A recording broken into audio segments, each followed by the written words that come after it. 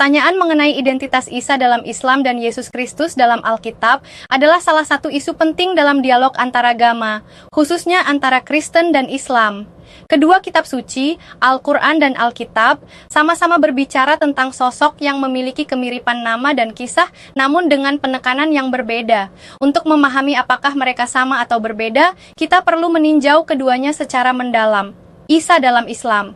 Dalam Al-Quran, Isa disebut sebagai salah satu nabi besar yang diutus Allah. Beberapa hal penting mengenai Isa menurut Islam adalah kelahiran ajaib. Isa lahir dari perawan Maryam tanpa campur tangan laki-laki, melalui mukjizat dari Allah. QS Maryam 19-20-22. Seorang nabi dan rasul. Isa disebut sebagai Rasulullah dan Kalimatullah. Kesan An-Nisa 4-171. Namun tetap dianggap sebagai manusia, bukan Tuhan. Mukjizat, Isa diberi kuasa untuk menyembuhkan orang buta, kusta, dan menghidupkan orang mati dengan izin Allah. QS Ali Imran 349. Tidak disalib. Islam menolak penyaliban Isa. Al-Quran menegaskan bahwa Isa tidak mati di kayu salib, melainkan diselamatkan Allah. QS An-Nisa 4-1057-58. Akan datang kembali. Isa diyakini akan turun kembali menjelang kiamat untuk meluruskan kesesatan dan menegakkan keadilan. Yesus Kristus dalam Alkitab. Dalam Alkitab, khususnya Perjanjian Baru, Yesus disebut Yesus dalam bahasa Yunani, yang dalam bahasa Ibrani adalah Yeshua, diyakini sebagai pusat keselamatan umat manusia. Beberapa pokok ajaran Alkitab mengenai Yesus adalah kelahiran dari perawan Maria. Yesus lahir secara ajaib melalui Roh Kudus. Matius 1:18-23, Lukas 1:34-35. Anak Allah dan firman yang menjadi manusia. Yohanes 1:1 dan Yohanes 1:14 menegaskan bahwa Yesus adalah firman Allah yang menjadi manusia, sepenuhnya Allah dan sepenuhnya manusia. Mukjizat, Injil mencatat Yesus melakukan banyak mukjizat, seperti menyembuhkan orang sakit, membangkitkan Lazarus, dan memberi makan ribuan orang. Kematian disalib, Yesus disalibkan untuk menebus dosa umat manusia.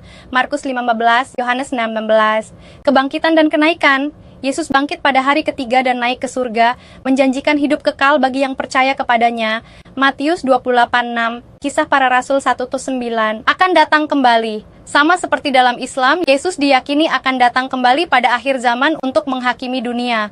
Persamaan dan perbedaan.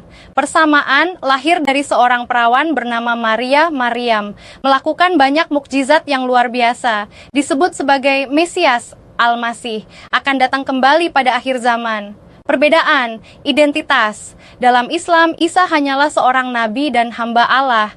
Dalam Alkitab, Yesus adalah anak Allah, firman yang menjadi manusia, dan juru selamat dunia. Kematian, Islam menolak penyaliban Isa, sedangkan inti Injil adalah kematian Yesus disalib untuk menebus dosa.